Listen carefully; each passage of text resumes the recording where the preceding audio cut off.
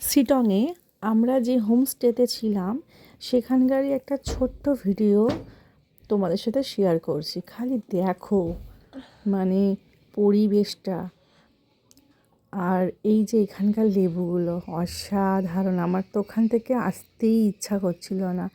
আমি তো বারে বারে বলছিলাম আর একটা দিন এখানে থেকেই যাই। এত সুন্দর, এত সুন্দর, মানে আমার তো ওই সেই গাছের তলা থেকে আমার যেন কোথাও যেতে ইচ্ছা করছিল না। ওই যে সব ছোট ছোট দেখা যাচ্ছে নিচে, ওগুলো সবই লেবু। এখানে পুরো আমরা যেখানেতে ছিলাম এটা পুরো একটা অরেঞ্জ গার্ডেনের মধ্যেই ছিলাম। অসাধারণ।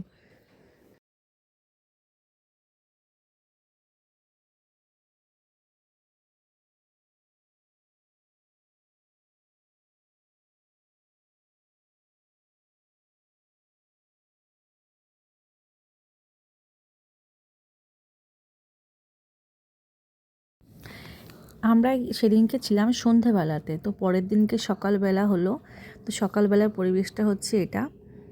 এই এই দাদারই মানে অনারে আমরা গিয়েছিলাম।